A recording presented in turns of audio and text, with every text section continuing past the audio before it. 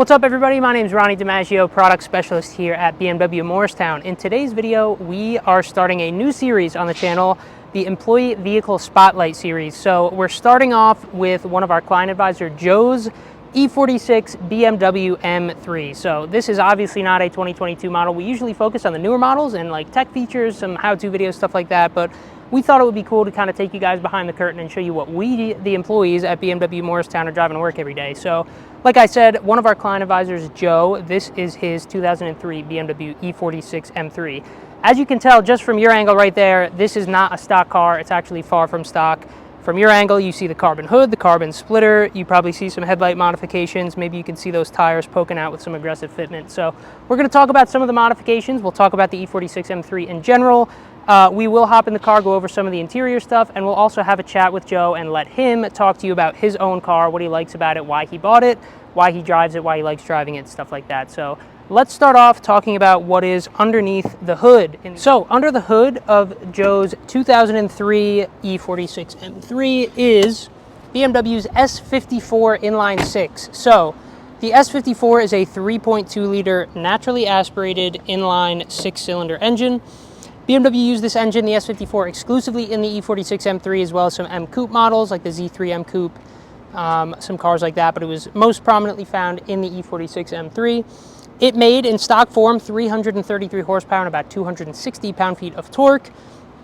And the thing about this engine is those numbers are not particularly high by today's standards. 333 horsepower, not a ton. 260 pound-feet of torque, pretty low actually, about 40 short of a 330i nowadays.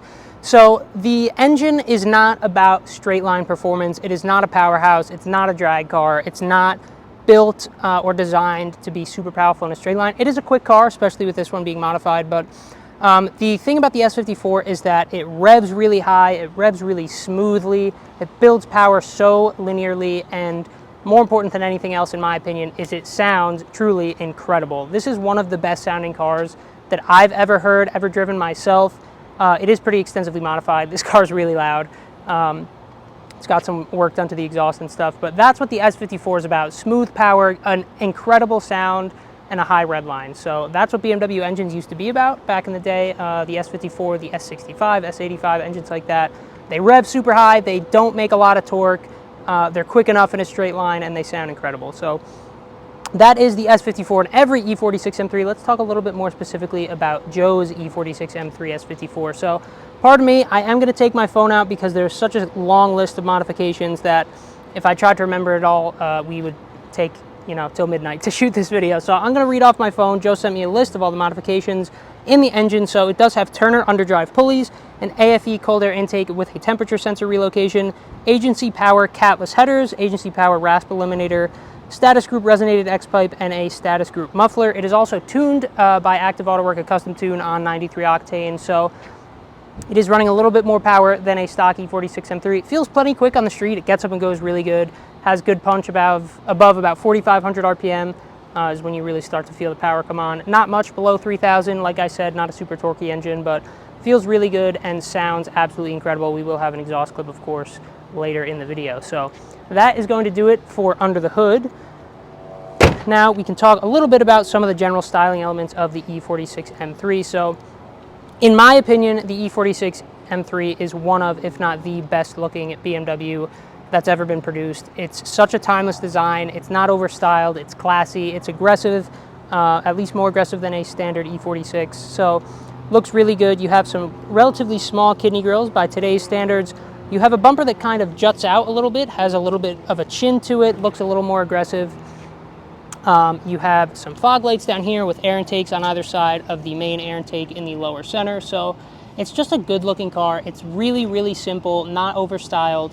It just looks clean, classy, and it is an iconic design. When you see this car, if you know anything about cars, you see an E46, you know it's an M3 right away. It's just so iconic. Everybody recognizes it. Joe, of course, has done a little bit of modifications to his. You can tell probably that the hood is not carbon black like the rest of the car. It is a carbon fiber hood. Super lightweight and looks really cool. It does maintain the factory sort of power dome that the E46 has always had. So carbon fiber hood looks great. You also have a carbon fiber chin spoiler or front splitter, whatever you want to call it, down on the lower portion of the bumper. So overall, front end of the E46, one of the best that BMW has ever done, and it looks only even better with some of the modifications that Joe's has. So let's come around to the side of the car. We can start by talking about the brakes. So, or the wheels, the tires, and the brakes. So the wheels look to me like an Apex Arc 8. That's what they look like. I believe they're an Apex Arc 8. It is an 18-inch wheel, and it is running a Michelin Pilot Sport 4S tire. It's a 255 wide Michelin Pilot Sport 4S, so a super grippy tire. And if you take a peek behind the wheels, you'll see that it has StopTech calipers. It's running Hawk pads and StopTech slotted rotors as well. So this car has a lot of braking force. It is extremely upgraded as opposed to a factory E46 M3. Has good bite, resists fade pretty well with the Hawk pads that Joe's running on this car. So the brake setup is really good, and also you'll notice that the ride height is a little bit lower than a standard E46 M3. So of course this car is lowered. It is running JRZ RS2 two-way adjustable coilovers. It has some camber plates, some other suspension modifications, but that's the main source of the lowering is those coilovers. Looks like it's running a stud conversion as well, just by looking at it. Maybe the E46 came with studs as factory. I'm not super familiar with that kind of stuff, but that is the wheel, tire, and brake setup on the E46, or Joe's E46, I should say. Looks really good, and most importantly, performs really well as well. So moving on to the kind of side profile of the car in general, it looks really, really fantastic. The E46's side profile, in my opinion, is one of its best angles, if not its absolute best angle. You have a really distinct Hofmeister kink, those classic BMW rear-wheel drive proportions. Like the current M3, it has that set back on its haunches kind of look to it, especially with the way that Joe has lowered this car. It has a really nice stance, basically no wheel gap at all. So it looks really good from the side, and this angle that you guys are seeing right now is one of my absolute favorites for the E46 M3. Just a fantastic looking car. So if we want to come around to the back a little bit, you can see that the modifications continue back here as well. Namely, you have a carbon fiber trunk with the CSL style integrated lip into it. So it's a CSL style carbon fiber trunk. Looks really, really nice, and it just adds a little bit of flair with that CSL style lip. You'll also see that Joe's car in particular has some smoked elements in the taillights, as well as a carbon fiber rear diffuser. Not a ton going on as far as modifications back here, just some tasteful stuff. Carbon fiber trunk, and the diffuser looks really good. You can also see the signature M quad tip exhaust. Looks really good, and of course sounds really good as well. All right, so that is going to do it for the exterior styling elements, some of the modifications that have been done to Joe's E46 M3. Now, like we always do, we're going to hop inside the car, talk about the interior of the E46 M3, and then after that, we're going to get out on the road with Joe, the owner of this car, and talk about how the car drives. We'll have Joe take us for a little ride, talk about what it's like to own this car, talk about why he likes it, why he drives it every day. But before we do any of that stuff, let's take a quick listen to this exhaust, and then we'll hop inside.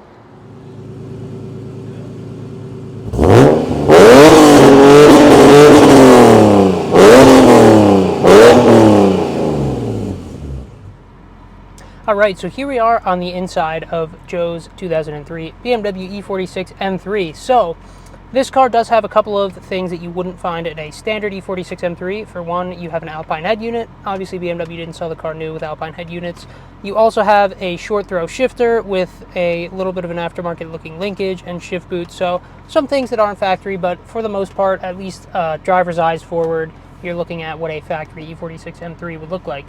I'm just going to point out some of the things that I personally like about the interior of the E46. We'll go over a little bit of the practicality elements and storage and stuff like that, but we're mostly going to focus on what makes the E46 interior as good as I think it is. And to start, ergonomics are fantastic in this car. I said this in our 3 Series video, but the 3 Series has always had really fantastic ergonomics, and the E46 M3 is kind of like the halo car for BMW ergonomics. The seating position is really easy to get comfortable. You can see out over the hood really well. Visibility is fantastic. The greenhouse with all the glass is really good. You have a nice low belt line, so you can see over the car, place your wheels on the road or the track really easily if you're into track driving in an E46, which I'm sure many people are. So ergonomics are fantastic. Let's talk about the steering wheel. So It is a 3-spoke design, just like modern BMW steering wheels. You do have some controls for volume, cruise control, or volume's over here, but cruise control on the right, skip tracks, some things like that. But the grip on the steering wheel is really good. The 9 and 3 is fantastic. It's not a super bulky or thick rim, but it feels good in the hands. You have some 10 and 2 notches, and you do have M tricolor stitching around the interior of the steering wheel as well. Now, one of my absolute favorite things about M cars of old, the E46 specifically, is the gauge cluster. So it is a gray-faced analog gauge cluster. It's totally analog minus one tiny little screen in the bottom, but the gauges are super clear and easy to read. They look really nice. I love the gray faces. I love the kind of active red line. I love that you still have an oil temperature gauge, so it's just a really nice looking gauge cluster. You can customize it a little bit. You have a BC button, just like in modern BMWs, over on the turn signal stalk. You can cycle through like average speed, outside temperature, miles per gallon, things like that. If you're curious, Joe averages 17.5 miles per gallon, so not bad for a 20 or so year old 3.2 liter NA inline 6. That's actually pretty impressive, 17.5, not bad. So that is kind of standard E46 stuff. Some not so standard E46 stuff is the clutch throw in this car. Actually, I can't speak to whether or not the clutch throw is similar to a stock E46 because this is the only E46 I've driven, but super short clutch throw, a really low bite point. The clutch bites right off the floor.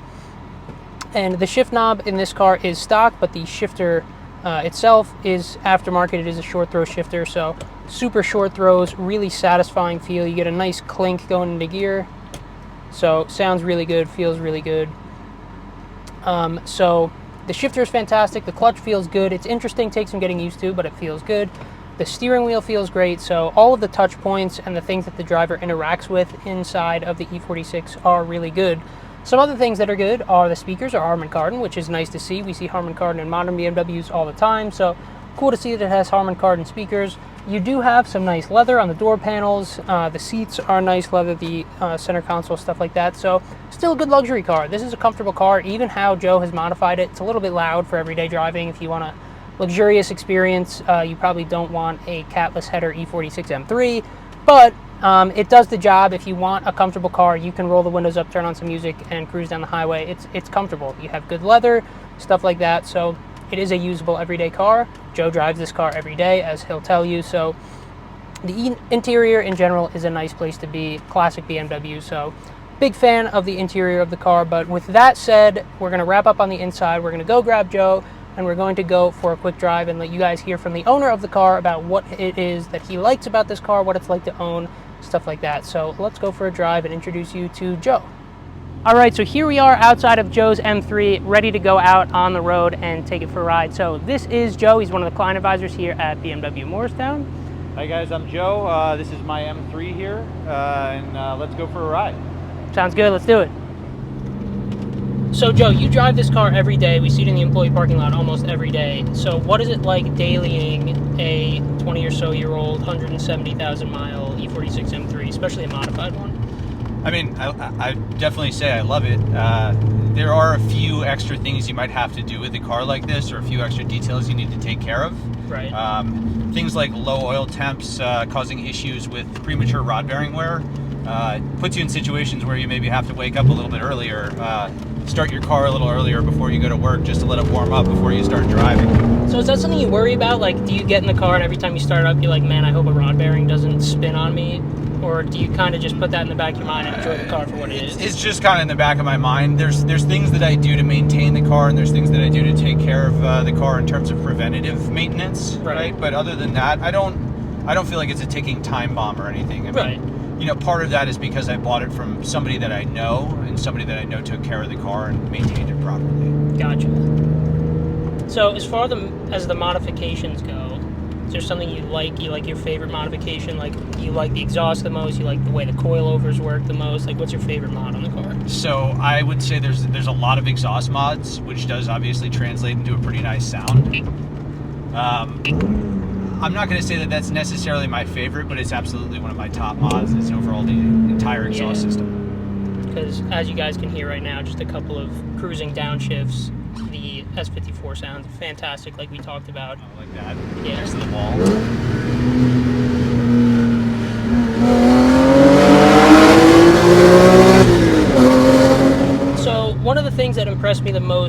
I took this car for a drive was the level of grip that it has. I know you're running super sticky Pilot Sport 4S tires, but does that grip come from the tires alone? How much do you think like the coilovers plays into that? I know you have some sway bar modifications as well. So talk to me about the grip and like how everything comes together in terms of that. So I would say a lot of the grip has to do with upgraded tire size. I'm running definitely wider tires than factory. And then obviously the PS4s come into play as well. As far as beyond that, the suspension sort of assists with grip over unstable terrain, right? Bumps, that sort of thing. So that's really where the suspension comes into play. Other than that, it's mostly, I would say, tire. So you're talking about like uneven terrain a little bit. How does this car handle mid-corner bumps? Because it's pretty low, and I used to have a car that was just on lowering springs and stock shocks, and it got really upset at mid-corner bumps. So does this car kind of like keep itself planted well around bumps? So it does pretty well. It's set up pretty soft, so that does make it a little bit forgiving. If I do run out of spring and, you know, maybe bottom out or, you know, have a tire hit the inside of the fender, that's where I start running into issues. Gotcha, that makes sense. So Joe, you have StopTech 6-piston front calipers on this car. You have StopTech rotors, some pretty serious brake pads as well. So this car stops really, really well. The brakes are super impressive. Do you think that's a necessary upgrade for most E46 owners or for your use case specifically, or were the stock brakes kind of not cutting it, or do they cut it for most people? What do you think about the brakes? So I would say for street use, the stock brakes are absolutely doable. If you're going to track your car, I would highly recommend upgrading the stock brakes. On something newer like a G80, I don't think it's so much of an issue, but I think at the time, BMW ran a little bit light on what would be, I don't know, ideal for a track situation. Caliber. That is going to do it for our first employee vehicle spotlight. We really hope you guys enjoyed taking a look at Joe's BMW M3, his E46. This is a fantastic car. I absolutely love this car, and I'm really thankful that Joe let us show it to you guys and have some time with it for the day. But we will be doing more videos like this. We have some really cool cars in our employee fleet. We have a lot of car enthusiasts here at BMW Morristown. We are for enthusiasts by enthusiasts. So we have a lot of cool cars we're going to show you in this series, so we're looking forward to that. But that is going to do it for this one. Thank you guys for watching. Please subscribe to the channel, like the video if you enjoyed it. Drop a comment down below what cars you would like to see in the future, what videos you would like us to make. If you have any questions about Joe's car, please feel free to leave them below. Follow us on social media, Facebook, Instagram, and TikTok, all that good stuff. But thank you guys so much for watching. That's going to do it for this one, and we'll see you in the next one.